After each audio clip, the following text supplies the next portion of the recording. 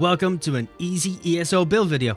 This is the Grave Dancer, a stamina necromancer for solo content. This build will carry you through veteran dungeons, world bosses, overland content, and veteran arenas as if it was on easy mode.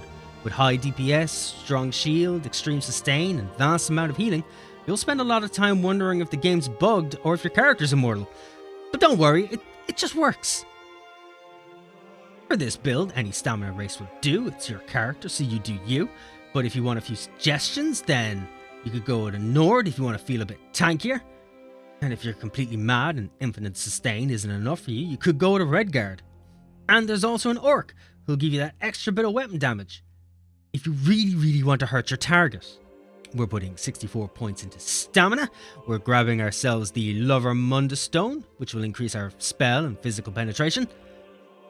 We're also running our Artaeum Takeaway Broth as our food, which increases our max health, our recovery, our max stamina and recovery. And if that is a little too expensive or hard to get, you could grab yourself the Dubious Cameronian Throne in its place. They're practically the same, it just comes with slightly decreased stats and is a much cheaper option. We're also running Essence of Weapon Power Potions.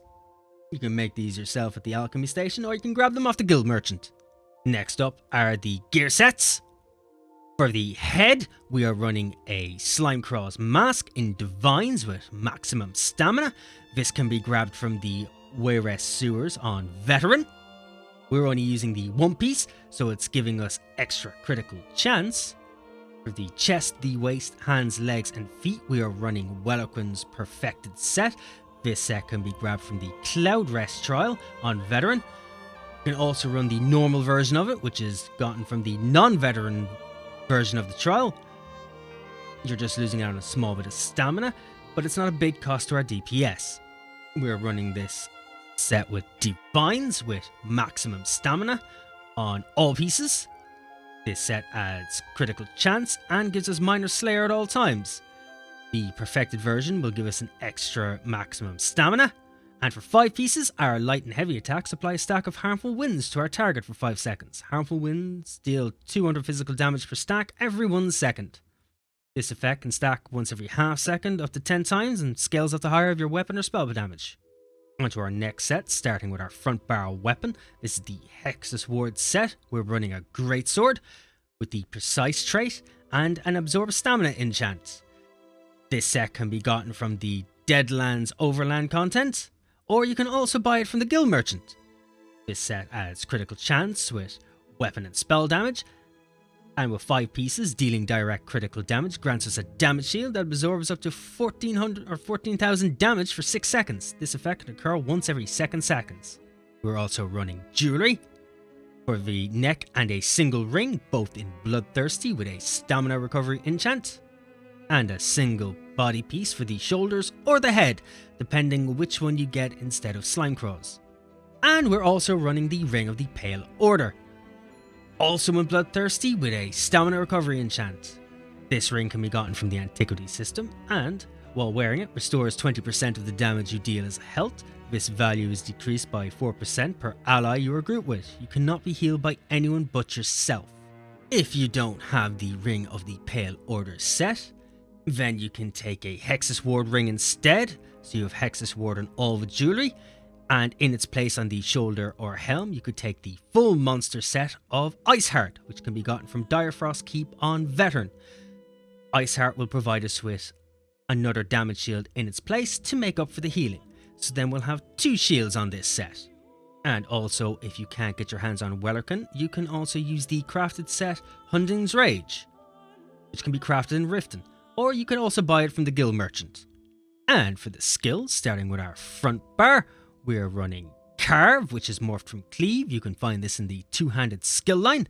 Focus your strength into a mighty swing, dealing bleed damage to enemies in front of you and causing them to bleed for an additional 8,000 bleed damage over 12 seconds. The bleed will stack up to 3 times. You'll also gain a damage shield for 5,500 damage for 6 seconds. We're also running Stampede, which can be found in the 2-handed skill line. Morph this from Critical Charge. Launch yourself across the earth, smashing an enemy, dealing 6,000 physical damage to them and all nearby enemies. This attack is always a critical strike. After reaching your target, you sunder the ground beneath you, dealing 1700 physical damage to all enemies in the area every 1 second for 10 seconds. We're also using Skeletal Archer, which is more from Skeletal Mage. This can be found in the Gravelord skill line.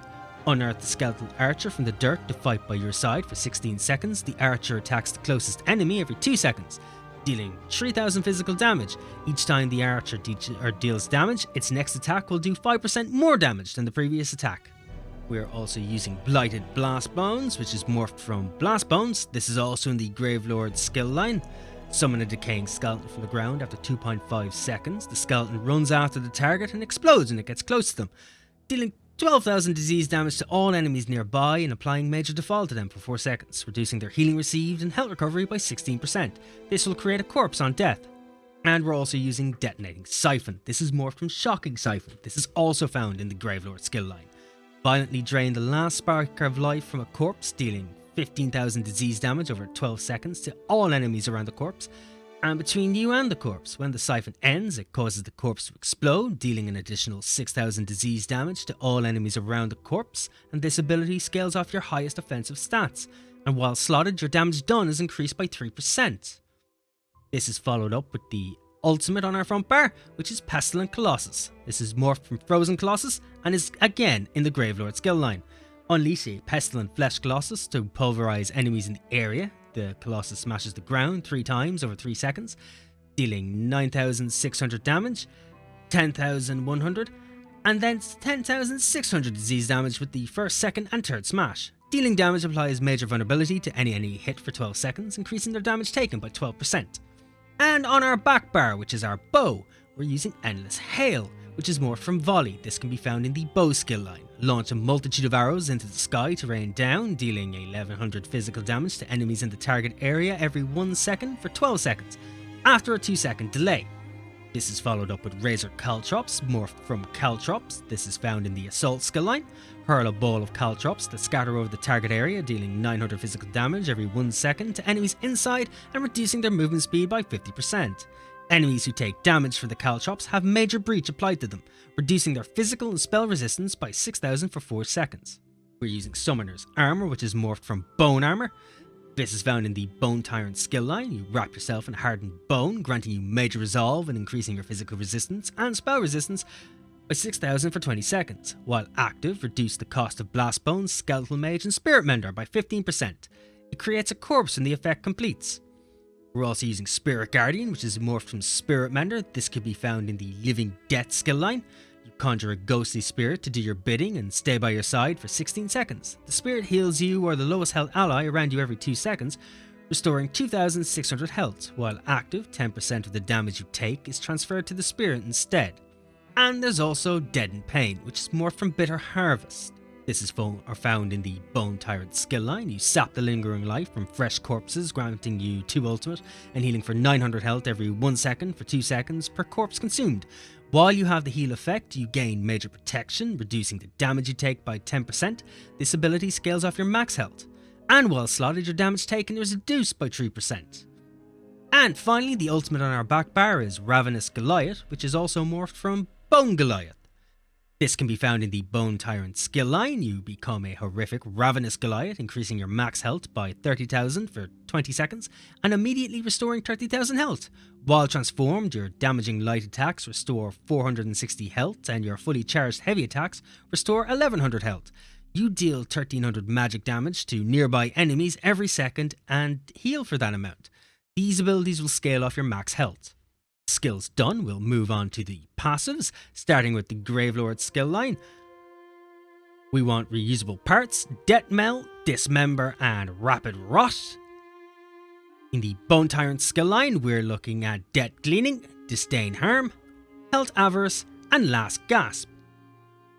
In the Living Death skill line, we want the Curative Curse, Near Death Experience, Corpse Consumption, and Undead Confederate. Moving on to the Two-Handed skill line, we want all of these as well, which is Forceful, Heavy Weapons, Balance Blade, Follow Up, and Battle Rush. We're also using a bow, so we'll be taking that as well, so that's Long Shots, Accuracy, Ranger, Hawkeye, and Hasty Retreat. With the weapons done, we'll move on to the armor. We're using just fully medium armor, so we'll be grabbing all the passives here as well, which is Dexterity, Windwalker, Improved Sneak, Agility, and Athletics. And next up is the guild passives, starting with the Fighters Guild. We haven't any moves in the Fighters Guild that we're using, so the only thing we need to grab from here is Banish the Wicked, which will help us to generate 3 ultimate whenever we kill an enemy. The next up is Undaunted. We want both passives from this tree. We want the Undaunted Command passive, and we want the Undaunted Metal passive. I know we're only using one armor set, which is being medium, so we're only getting a 2% bonus, but no matter what, it's still a bonus to all our stats, so it's definitely worth taking. And now, because we're also a solo build, we want to go into the Assault skill line, and we want to grab Continuous Attack. You only need to put 1 point into this. This is just so we can gain the Major Gallop at all times, which will increase our mount speed, which will be handy for us getting around from place to place. Also from that, we want our racial passives. We want to take all of them, depending on what you're using. And besides our racial passives, we want to grab a singular skill from Alchemy, which is Medicinal Use, so that when we're using potions, the resulting effects will last 30% longer. Now that the skills are done, we're going to go into the champion points from the Warfare tree. We want to grab Wrathful Strikes, which will grant us weapon and spell damage. We want to take Fighting Finesse, which will increase our critical damage and critical healing. We also want Deadly Aim to increase our damage done with single target attacks. And we want Master at Arms, which will increase our damage done with direct damage attacks by 2% per stage. In the Fitness tree, we want to grab ourselves Boundless Vitality to increase health. We want Fortified to increase our armor. We're going to grab ourselves Bastion for that extra shield effectiveness. And for extra sustain, we're going to grab Bloody Renewal. And in the Craft skill line, anything in here can be chosen at random or whatever suits you the best. But if you're going distinctly for just solo content, then I would recommend grabbing yourself the Treasure Hunter passive, the Rationeer passive, Liquid Efficiency, and the Steed's Blessing. This is just so you can get around the map quicker, get through dungeons quicker, your potions may not be used, and your food will last longer. And of course, Treasure Hunter, just so you got better chance of getting great stuff from those chests. And that covers the Gravedancer Stamina Necromancer, built for solo content. I hope you found this build useful, and if you want more like this, feel free to like, comment and subscribe. I really appreciate it. Definitely comment with your own thoughts or recommendations. Such as if you'd like me to go into a little bit more detail about the passives, the gear, or the skills. I'd love to hear your opinions. If you're itching for more content, you can catch me on Twitch at twitch.tv/DyingLegacy. I'm live right now. I'm always live. And you can find me on Instagram and Twitter. Thanks for watching and be awesome.